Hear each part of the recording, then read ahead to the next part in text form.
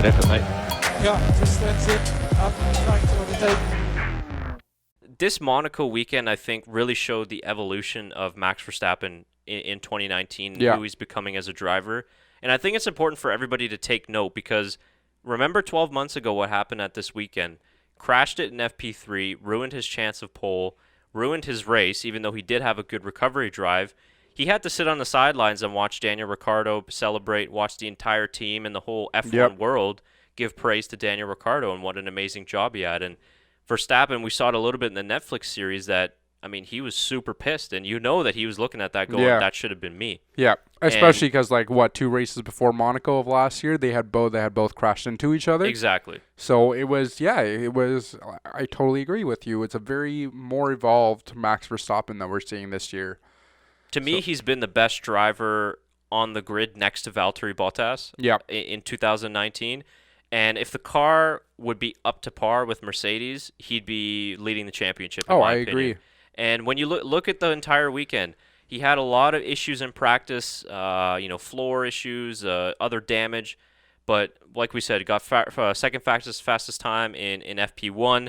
He was there in qualifying, did as much as he could to get out of the car. But then when you look at the race, I think the Max Verstappen of 12 months ago probably would have nudged it on the inside of the hairpin. Multiple times. Yeah, multiple Not times. just once. And taken out himself and Hamilton. But how patient he was when he got the penalty. I don't think they broadcasted the team radio, but I'm sure they let him know of the penalty. He didn't get on the radio and said, this is bullshit, screw the stewards, this is ridiculous.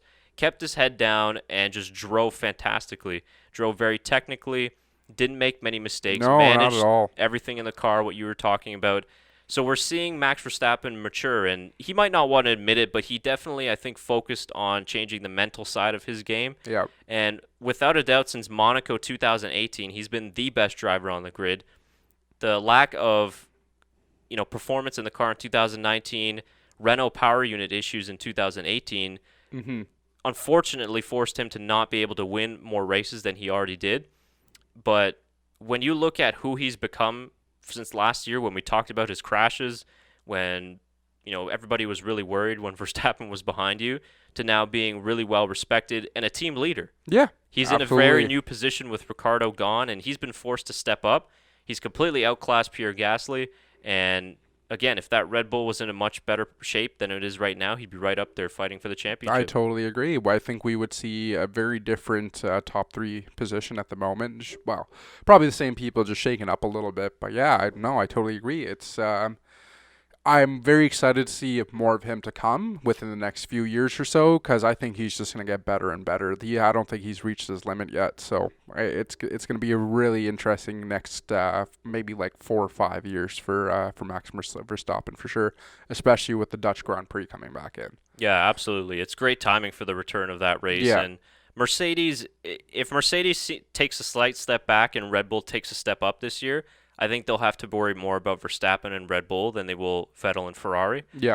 Because Max, again, he's young, and it seems like he's got everything under control now. Yeah. That aggression, it's still there, like we saw with the overtake. That's old Max. That's vintage Max Verstappen, even though he's still only, 21 years old.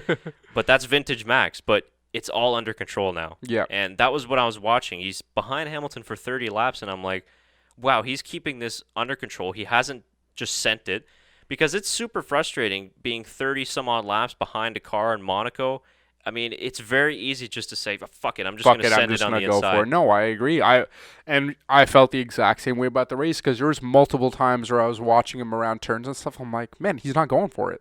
Why isn't he going for it? And every lap or so, I would be telling myself the same thing. And then, no, I agree. He's matured quite a lot. He realized the mistakes that he's made the last 2 years in his racing.